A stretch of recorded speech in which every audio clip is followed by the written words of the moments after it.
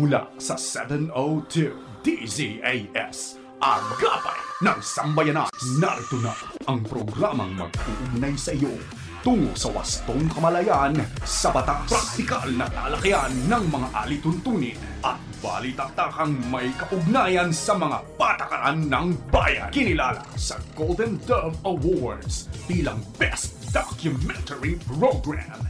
Ito ang Tabas ng Batas!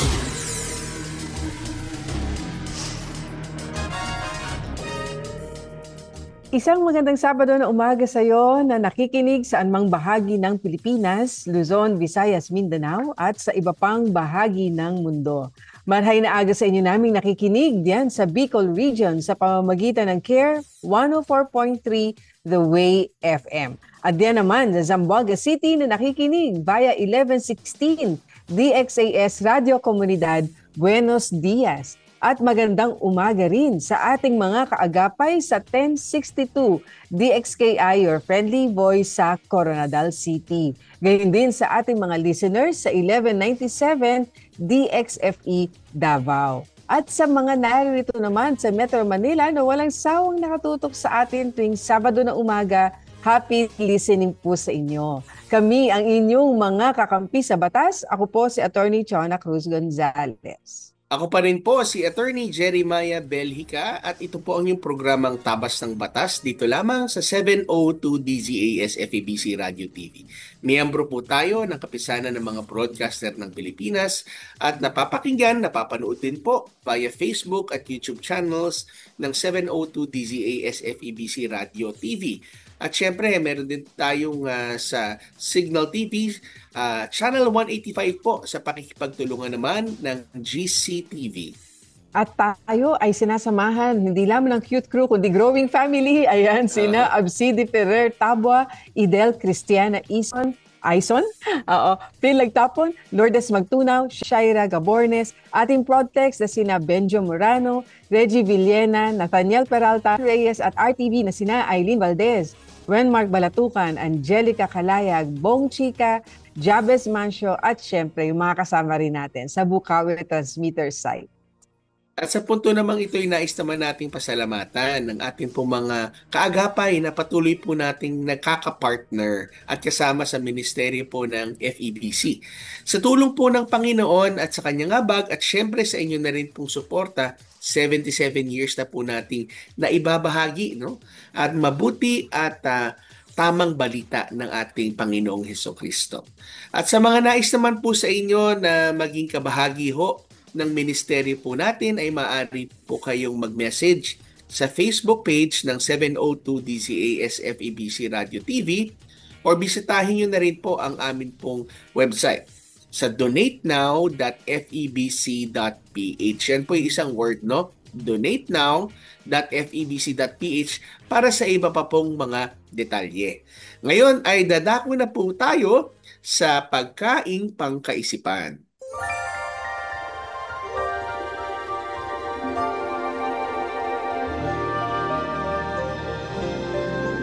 Ito po ay hango sa Kawikaan chapter 17 verse 7. Ang sabi po, ang tinong pananalita ay di mahahanap sa mangmang, ni ang kasinungalingan sa taong marangal.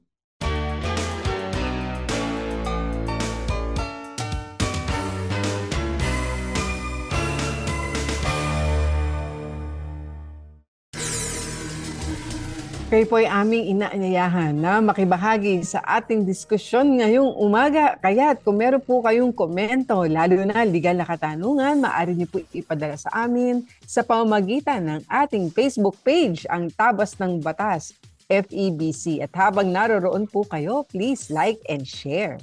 Sa pagbabalik po ng Tabas ng Batas, ay tutungo na po tayo sa ating isang napakahalaga na namang pag-uusapan. Kaya wag po kayo maglilipat ng istasyon, kaya't kami magbabalik agad sa ilang sandali lamang. Tabas ng Batas!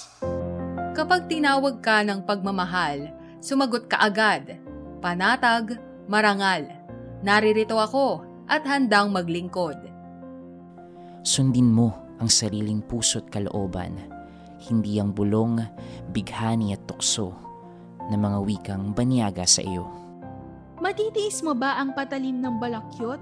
Magtitiis pa ba sa gisik ng maiksing kumot?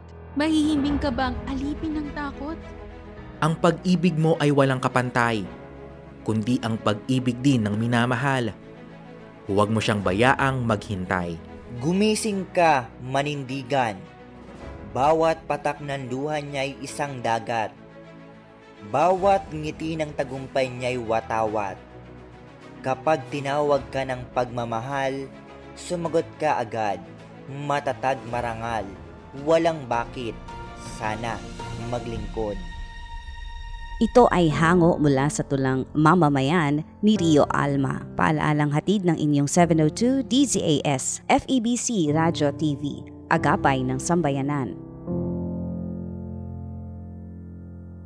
Sumasayang papawid mula sa Maynila. Ito ang Far East Broadcasting Company Philippines. FEBC. Himpilang 702 DZAS. Agapay ng sambayanan. Tabas ng batas. Okay, so tayo po ay nagbabalik muli dito sa ating programang Tabas ng Batas at ngayon ay pag-uusapan natin, Attorney Chona, ang napakagandang usapin dahil malapit sa puso natin malapit ito. Sa puso natin lahat, no? Dahil malapit na ang celebration na ang tinatawag na Family Week at Family Day. Attorney, ano ba ang mga ito? Siguro bigyan natin ng linaw sila. Oo, itong pagdiriwang ng National Family Week, yan po ay next week, ayan, at Family Day, no? That coincides with the National Family Week celebration. So, alam mo, may basihan yan sa batas, Attorney, di ba? Laging ang ating pinag-uusapan dahil tayo ay tabas ng batas, ay meron po itong pinanggagalingang batas sa kung saan pinagdiriwang natin ang National Family Week at Family Day. So ito ang Proclamation number 60 by 1992 pa ito declares the last week of September as Family Week. So, naku, ang ganda naman, Attorney, kasi binibigyan na talaga ng pagkapahalaga at importansya ang pamilya, no? Kaya't mahalaga sa atin at napaka-espesyal na pagdiriwang na ito. Ganyan din may Proclamation number 326. Ito naman ay noong 2012, no? Yan. At strengthen the observance, so lalo pang pinalawak, pinaigting pa, no, yung pag-celebrate itong Family Week. At maganda nga nito kung natatandaan ng marami sa atin o baka minsan nakakaligtaan natin. Alam niyo ba, merong half-day suspension ng work sa government sector kasi po ay binibigyan ng daan ang mas mahabang oras o panahon para mag-spend ang ating mga kamanggagawa sa pamahalaan, ika nga, or mga workers in government na mag-spend ng time with their families and have a meal together. Kumain sila ng sabay-sabay. Kaya po, meron suspension of work in government, actually by 3 p.m. pala, hindi pala half day, no?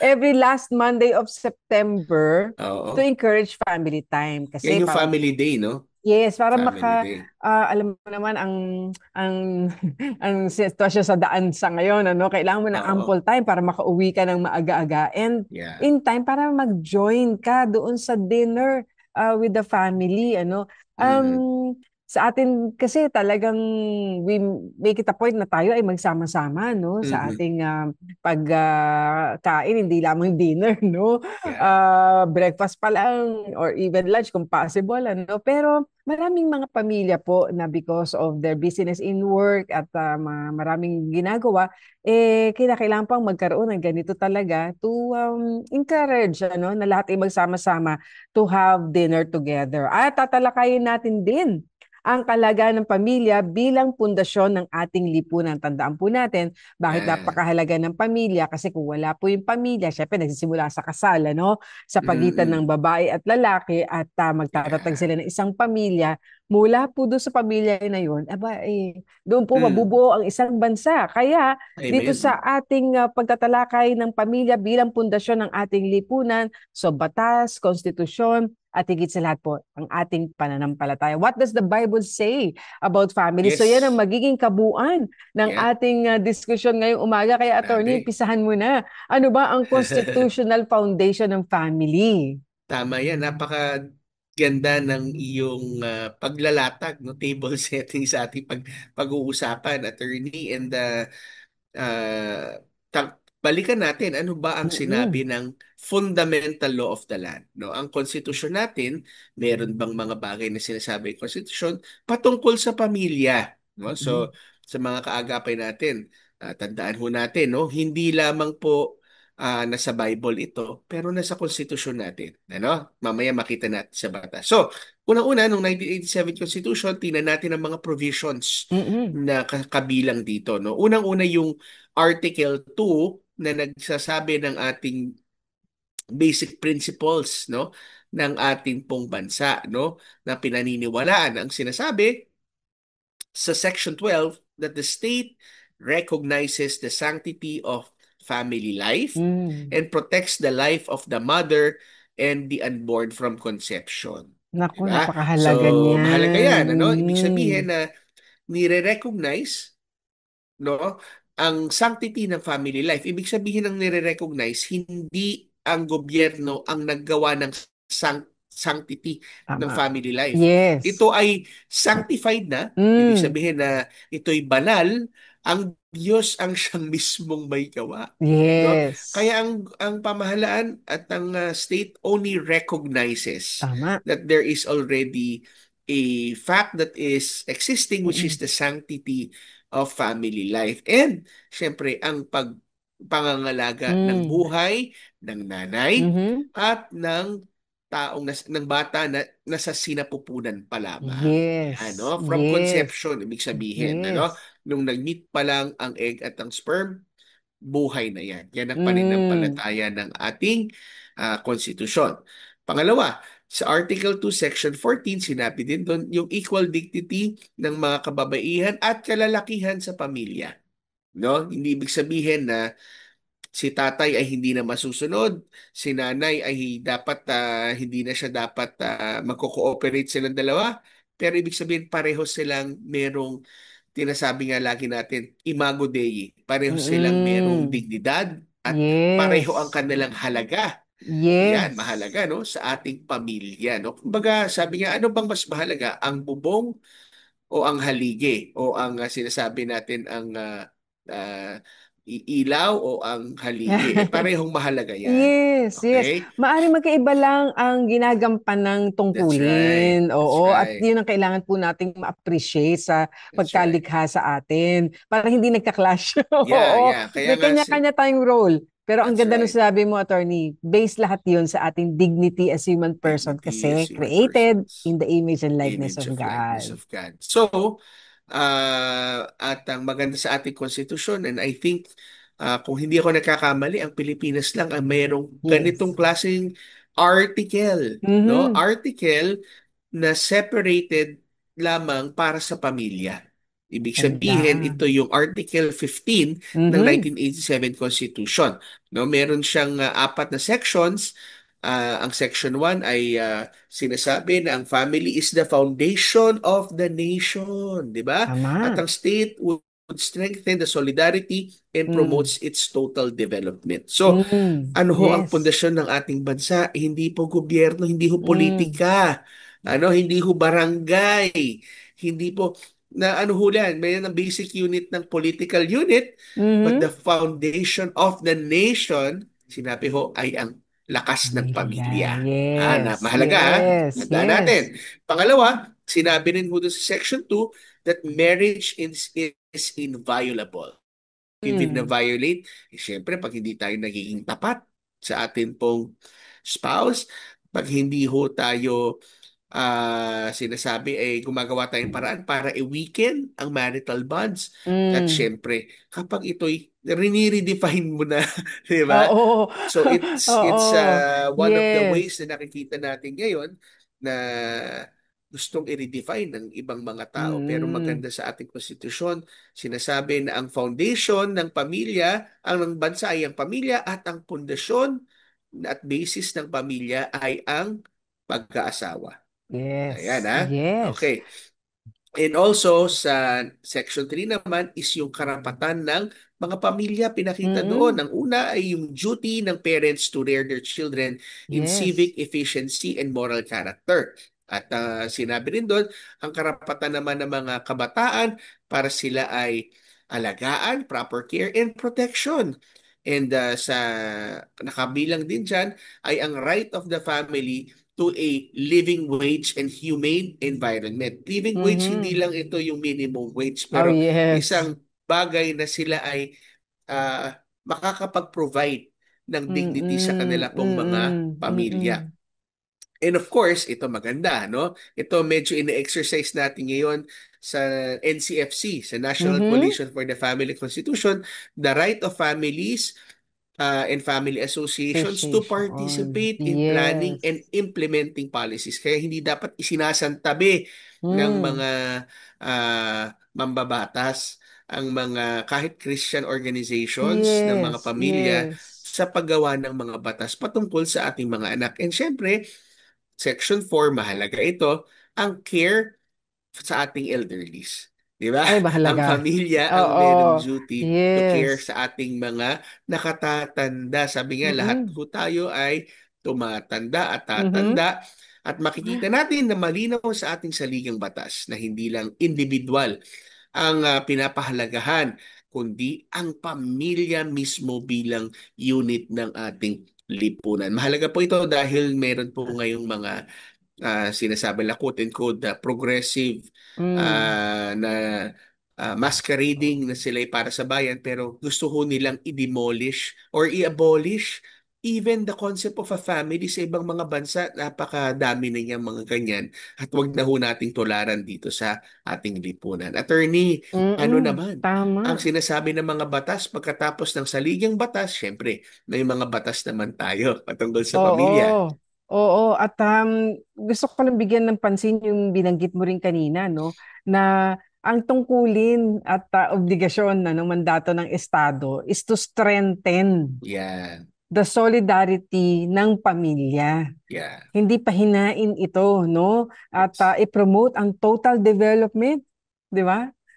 Very, ano to, these are big words, pero talaga ang meaning, ang kahulugan po nito ay towards the strengthening and development ng pamilya, no ho? Kaya, yan, kailangan natin ipaalala sa ating mga officials na iyan ang tungkulin, ano, ng Estado. At meron na rin namang mga batas, no, na umiiral ngayon na para sa proteksyon ng ating mga pamilya.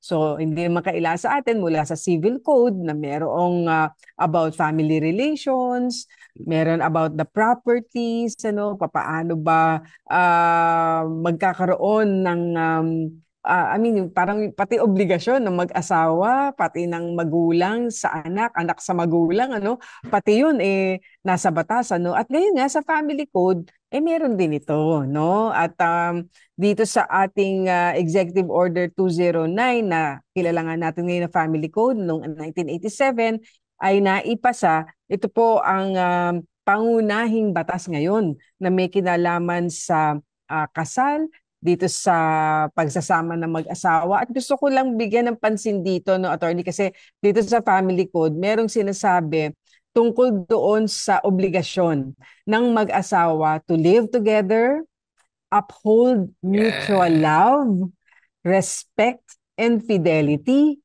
and provide mutual help and support. Mahalaga yan kasi kung bibigyan tanaw natin ang civil code, actually wala nakalagay doon about mutual love. Kasi sabihin natin, uy, given na yan, di ba? Dapat naman, di ba?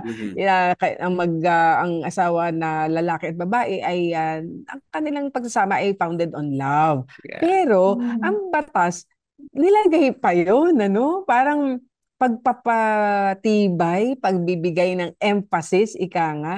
Kaya uphold mutual love, respect, and fidelity, dapat po may mutual help and support. Alam niyo ba, even sa household management, husband and wife jointly responsible na dyan. At ang mga anak naman, meron ding responsibility para sa pagrespeto, pagsunod sa mga magulang at maging support sa pagkakataong hindi na nila kaya sa kanilang mga sarili. At meron ding obligasyon ang magulang sa kanilang anak, paano nila papalakihin ito. Sabi nga, setting the examples and teaching them the right precept, di ba?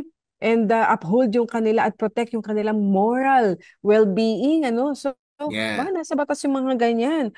At matapos po na ilatag po yan sa family code, yung mga gagabay sa relasyon ng mag-asawa at magulang sa anak at anak sa magulang, syempre po merong mga abuses ding nangyayari. Kung kaya, naipasa po ang RA 9262 or ang Anti-Violence Against Women and Their Children Act. Ito yung lagi natin nadidinig na VAWC. VAWC, it stands for something po. Attorney, alam ko marami ka rin na-encounter na ganitong sitwasyon sa mga lumalapit sa atin. At ito po ay protection against abuse in the family. At talagang, alam nyo, inisa-isa dyan ang abuse hindi lang po physical, hindi lang po yung nananakit, kundi meron na rin about emotional, hindi ba, na abuse, meron ding psychological, may economic. Pag hindi po nagbibigay ng sustento, ang asawa ay pwede pong maging VAWC case po yan. So, pinalawak na. At meron ding RA 7610, ito naman, protection of Special Protection of Children Against Abuse, Exploitation, and Discrimination Act of 1992. Alam po ninyo, nakakalungkot dahil ito lamang mga nakaraang linggo ay meron pong mga nasa kote ng mga magulang pa naman, nanay pa naman, na siya po ay di ba na-exploit ang kanyang mga anak, mga batang, mga minor de edad na mga anak na na-involve po sa online sexual abuse. Kaya meron pong batas laban riyan. Kaya panawagan din at warning. Meron din tayong RA 8972 o Solo Parents Welfare Act. Meron iba nagsasabi, attorney, noon na di ba parang baka ipapromote pa natin dahil meron ganitong mga batas na ipinapasa for this sector. Pero syempre, tinitingnan din kasi yung binabalanse rin kasi mahirap ang buhay ng isang magulang lamang nagtataguyod ng kanyang mga anak. Kaya naipasa itong Solo Parents Welfare Act para po tulungan yung mga solo parents na wala mang katuwang sa buhay na magsusuporta sa mga anak, sa pamilya, at least ang sinasabi dito, yung batas tutulong para maibsan ng kaunti ang mga gastusin dahil solo parent nga, isa lang ang nagtataguyod. Meron din po tayong RA 9344 or ang Juvenile Justice and Welfare Act. So ito naman po ay may kinalaman sa ating mga kabataan na i-involve sa mga krimen at yan po ay binigyang daan na rin at binigyang pansin kasi nga po ay kinakailangan may mga deterrent, merong mga hahadlang sa mga ganitong uri ng gawain ng mga bata pa lamang nasasangkot na sa mga masasamang gawain. Kaya po merong ganitong Juvenile Justice and Welfare Act. At meron ding Domestic Adoption Act. Ayan, RA 8552. Of course, maganda po ito dahil ini-encourage naman na ang ating mga abandoned, neglected na mga bata malagay naman din sa mga tahanan nakakalinga sa kanila. Kaya meron po tayong Domestic Adoption Act. Meron ding RA 10354 or ang Responsible Parenthood and Reproductive Health Act. Ito ay naging controversial. Oo, talagang napakaliit ng margin na ito ay naipanalo at sa Kongreso at dumaan pa sa Supreme Court kasi nga pinahalagahan din ang karapatan ng bawat isa ayon sa kanilang religious belief na hindi sila puwersahin na lumabag sa kanilang konsensya kaya pero ito ay pa rin ang nilalayon ayon sa batas ay family protection. So, yan po yan. Meron ding labor code provisions. Meron tayong mga maternity leave, parental leave, paternity na nga kasama rin, may leave din po, no? Pag nanganak si misis, si tatay, pwedeng may leave din po, para maasistahan si nanay. Ngayon, meron ding social welfare programs, nandiyan ang 4Ps, nandiyan ang PhilHealth, nandiyan po ang family courts under RA 8369. So makita po natin, napakarami po ng mga batas na isinusulong at mga programa ng gobyerno para po maasistahan ang pamilya. At take note, ang layunin, palakasin, palakasin ang solidarity ng pamilya at ang kanyang development. Ngayon, ito ang mas mahalaga, attorney, sa ating pag-uusap. Ano naman ang sinasabi ng banal na kasulatan tungkol sa ating pamilya? Biblical principles on family. Okay. Kaya't pasimulan mo nga, attorney, ano ba ang sinasabi ng ating banal na kasulatan sa patungkol sa pamilya? Napakaganda nga ng mga diniscuss mo, attorney, na ngayon nakita natin, hindi lang yung saligang batas, napakadami palang mga batas na yes. available para sa atin, na nagpo-protect ng family. Pero bakit nga ba? At ano bang sinasabi ng salita ng Diyos? Unang-una na ang biblical principles ng salita ng Diyos, napakadami pero hindi natin mauubos lahat. Pero unang-una ang mahalaga maintindihan natin that marriage is a covenant. No, ito po isang Yes. tipanan na ang Diyos mismo ang siyang nag-i-initiate. Ang tipanan po ay hindi ko gawa-gawa ng tao at hindi po ang tao ang may-ari. Ang tipanan po ay ang Diyos po ang siyang nag-i-initiate nito. No? Yan po at ang sinasabi nga ng Genesis chapter 2 verse 24 that the two shall become one flesh. Ang maganda sa marriage na foundation ng family ay ang dalawa ay nagiging isa. Lagi ko nga sinasabi kapag ako ay nag-officiate ng mga weddings, ay sinasabi ko sa kanila na walang ibang kayang magawa ng dalawang tao na maging isa. Hindi ang sexual act, hindi ang usapan sa kontrata. Meron lamang isa, ang kasal, ang marriage, ang siyang nagtupot into two persons to become one. Kaya napakatibay ng foundation ng family. Yes. 'Di ba? Kasi isipin mo, dalawa naging isa. So talagang matibay. Kaya nga, kapag nasira ang marriage, iniba mo ang definition ng marriage, inatake ang marriage, ay nagkakaroon din ng matinding shaking ang foundations ng society. Yes. Sinabi rin ng Deuteronomy chapter 6 verse 6 to 7 at Proverbs chapter 22 verse 6 na we need to teach our children the ways of God. Sinabi nga, pag kayo uupo, tatayo, maglalakad, papasok, lalabas, ay kinakailangan ituro mo sa kanila ang aking kalooban. At sa Proverbs 22 verse 6 nga mismo, sinasabi nga na we need to train our children sa pamamaraan ng Panginoon mismo. And syempre, ang mga kabataan naman, ang mga anak, ay pinaalalahanan na ang ng 10 utos mismo to honor our mothers and our fathers so that we may live long in the land. At sinabi din dyan sa Ephesians chapter 6 verse 1 to 3, pinaalalahanan ng mga anak to obey our parents in the Lord.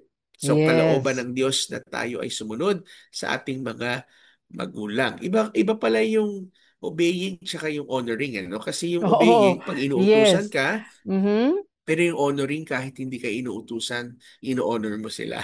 Diba? At marami dyan sabi, hindi na ako susunod sa magulang ko kasi matanda na ako. Pero pwede mo silang i-honor. Tulungan mo naman sila. Diba? Kahit pa paano, you give them, bagamat hindi sila nanghihingi, magbigay tayo. Diba? Kasi yan ang pamaraan that we also honor them tangibly. Hindi lang pera, pero kasama na rin yun. So, meron din sinasabi na a family as a domestic church. Ito, napakahalaga to. Kami ay house church communities ang namin. Kasi sinabi mismo ni Joshua sa Joshua 24 verse 15, as for me and my house, we will serve the Lord. So pwede pala mo palang sa mga tatay at nanay na tayo ay sabihin na, hindi kami, ang pamilya namin magsiserve sa Lord. Ganon, no? Pwede mo palang gawing desisyon yan bilang head of the household, no? Mhm, At mhm. ang bawat tatay nga, lagi namin sinasabi, ang bawat tatay, siya ang dapat pastor at priest ng kanyang family. And Yes. sinasabi rin sa 1 Timothy chapter 5 verse 8 na yung intergenerational care na kinakailangan mag-provide sa ating mga relatives na nangangailangan, especially sa ating mga household. Hindi ho tayo dapat naging pabigat, pero tayo nagko-contribute sa kanila. At ang principle po natin na dapat tandaan na ang pamilya ay ang unang institusyon na nilikha ng Diyos. Marriage, pamilya po yan. Ang mga bata, yan po ay galing din sa pamilya. Ang gobyerno lamang ay rinirecognize lamang at sinusuportahan kung ano ang in-establish mismo ng ating Diyos, 'di ba? So, Attorney Chona, ang ganda ng Yes. ating mga napag-usapan, Oo. ano? So, Oo. ano yung mga masasabi natin, mga reflection na at key takeaways natin dito? Oo. Pero alam mo talagang ika nga solid.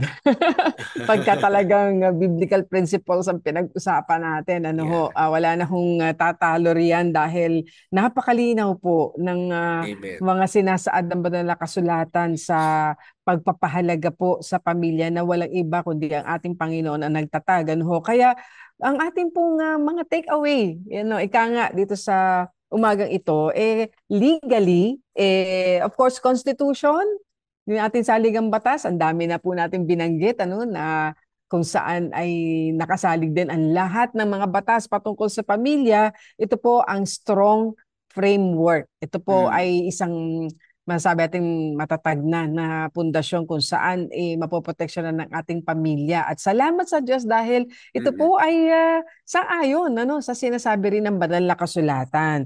Ngayon, syempre, ano naman ang ating spiritual takeaway, attorney, no? Dahil, Mm-mm. syempre, nabanggit mo nga, higit pa sa inaasahan ng batas sa atin. Di ba? Yun ang ating namang ginagawa. Sabi mo nga kanina, maaring lalo na doon sa suporta, let's say, sa magulang, etc. Pero kasama pa din, even Mm. financial support, ano ba naman yun? Tayo binigyan din naman ng kanilang buhay at 'di ba pagpapahalaga, pinalaki tayo. So, what is our spiritual takeaway naman, attorney?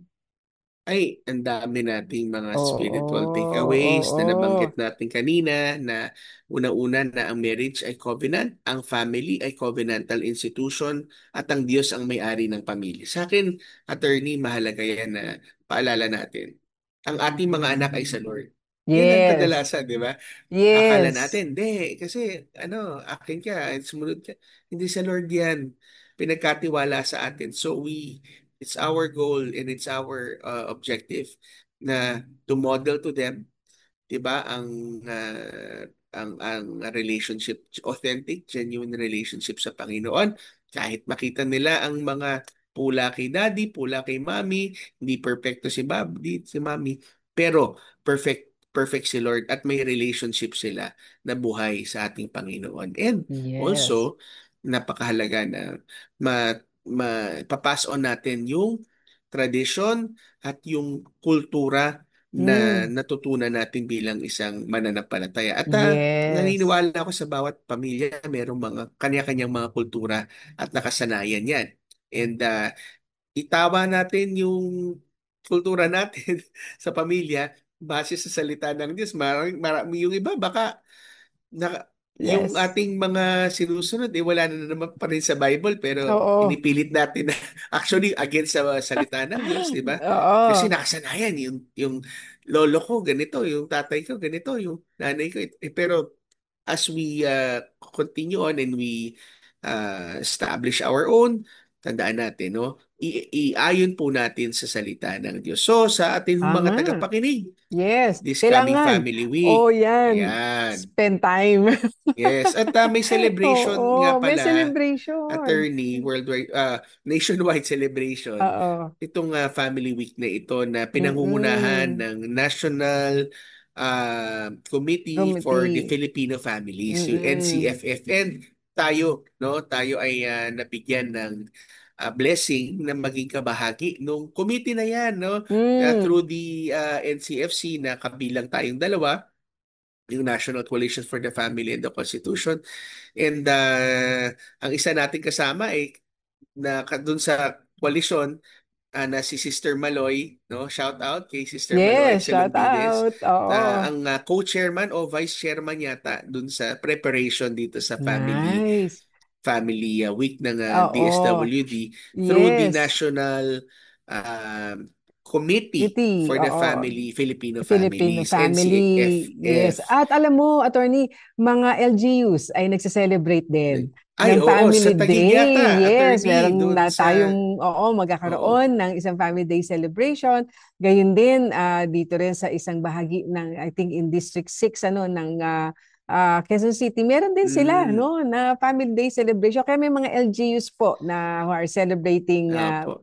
itong Family Day. Kaya maganda po na ito. Pero sa atin personally, talagang ang isang challenge sa atin even in these busy times, talaga pong spend time with our families, talagang makausap natin yung ating mga anak, etc. Stand firm on biblical foundations, while being law-abiding citizens, and of course, know our rights and responsibilities as family members. So in closing, Amen. attorney? In closing, tandaan po natin na ang ating konstitusyon, ang ating mga batas, at lalo na ang salita ng Diyos, ang nagtutulak sa atin, nagpapaalala ng kahalagahan ng ating pamilya, at sa huli, kung matibay ang pamilya, siguradong matibay din ang ating bayan. Kailangan na kailangan nating paalala na yan, lalo na sa mga panahon ngayon. And very, sabi nga, sinusubok ang lahat, shaking everything that can be shaking, but the family unit is the foundation, and God and His Word through the Lord Jesus Christ is the foundation of the families. Yes, amen. Okay, kaya nga, attorney, sa ating pagbabalik, tayo ay dadako na sa ating blockbuster segment na Payo di Asunto, kung saan susubukan namin ni Attorney Chonang sagutin ang inyong mga katanungang legal. Kaya wag ho kayong aalis, babalik po kami dito lamang sa Tabas ng Batas. Tabas ng Batas! Pag-asa, saan ka ba matatagpuan? Tagumpay, sadya ka nga bang mailap? Direksyon sa buhay. Bakit ang hirap mong tahakin? Hay, pag-ibig. Akala ko ba panghabang buhay ka? Buhay? Hanggang dito ka na lang ba? Marami tayong katanungan sa buhay. Marami man ang gumugulo sa ating isipan, subalit, kaibigan, hindi ka dapat mangamba. May handang tumugon sa iyong mga tanong. May karamay ka. Si Jesus. Nagmamahal siyang tunay at kay tagal nang kumakatok sa iyong puso. Pagpapasya mo lamang ang kanyang hinihintay. Sumasay papawid mula sa Maynila. Ito ang Far East Broadcasting Company Philippines. FEBC. Himpilang 702 DZAS. Agapay ng Sambayanan. Mga kasong bibigyang pansin at mga katanungang sasagutin, yan ang tututukan at gagabayan ng Payo de Asunto.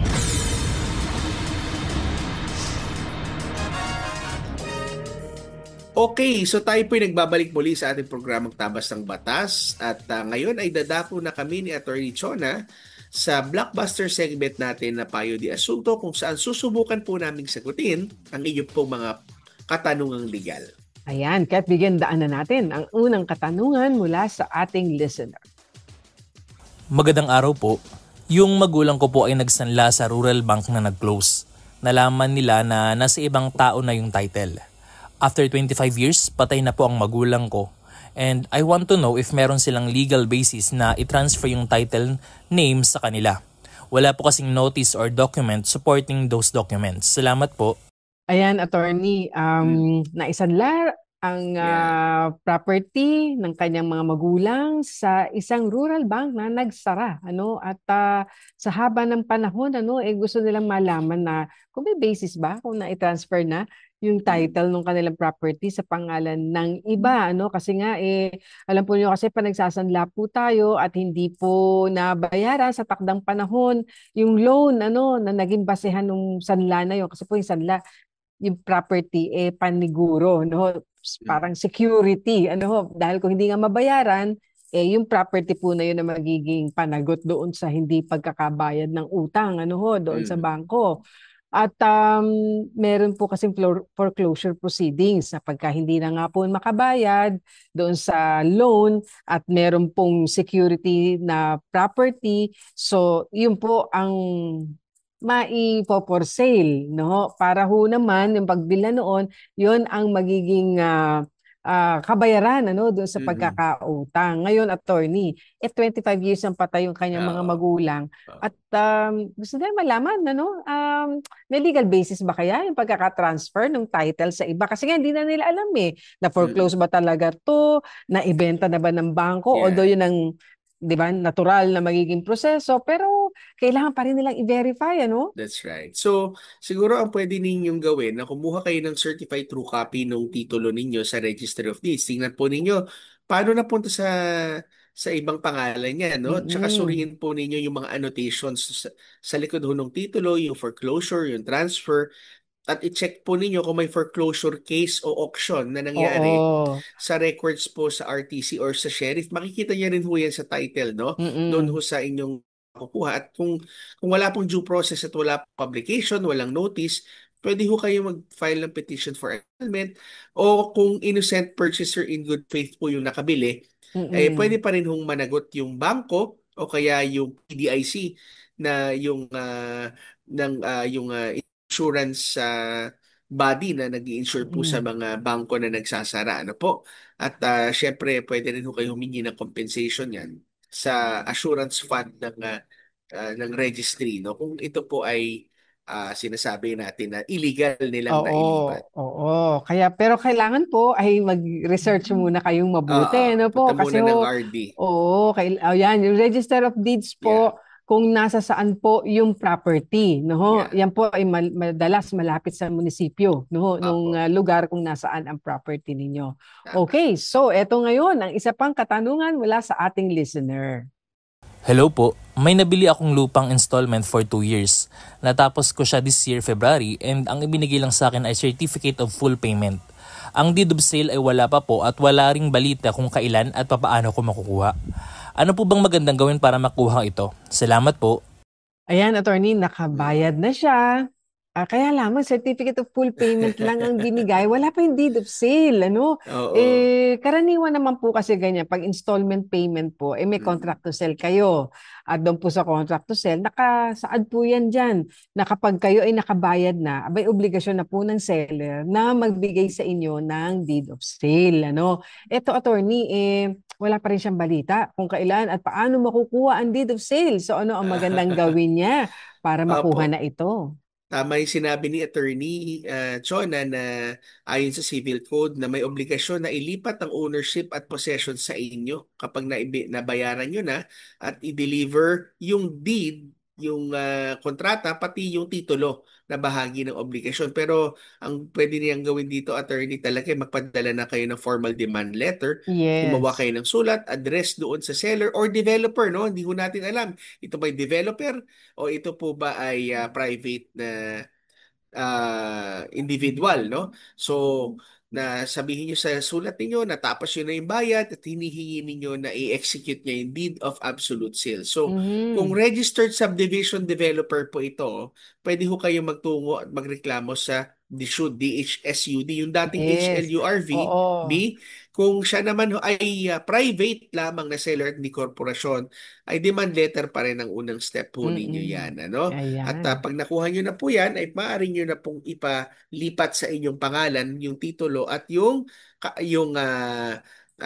tawag dito, yung sa tax declaration. Tax declaration. Oo, ayan. So bigyan natin ng isa pang katanungan, no? Ito napakaganda ng tanong no? So may bahay at lupa po kami na na-foreclose. Oo, kasi po may mortgage. Kaya lamang po, attorney, ganito po ang nangyari. Yung attorney po namin nagpayo sa amin na huwag naming hulugan yung bahay at huwag umattend dun sa mga hearing na binigay sa amin taong 1997 pa po ito. Napag-alaman namin na noong 1998, yung attorney po, attorney na nila, no, ang nagbabayad ng amilyar ng lupa namin dahil nag-interest na siya dun sa lupa. At ayun nga po, na foreclose ang bahay at lupa namin, kasi nga hindi sila nagbabayad ng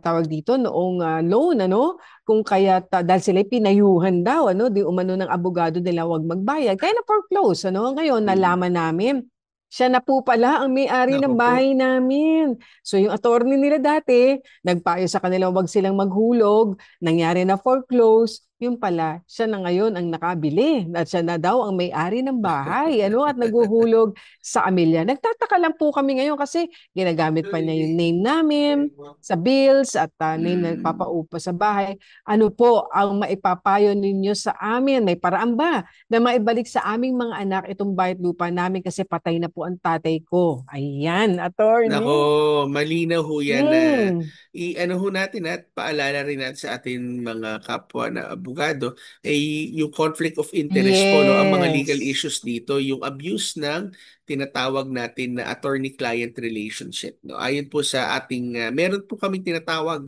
sa legal profession na Code of Professional Responsibility, na bawal po sa isang abogado ang makipagtransaksyon na magiging personal na interest niya laban sa interest ng kanyang mga kliyente. Nako, yan po kumbaga mortal, kung may ganun mortal sin. Violation. Mortal violation.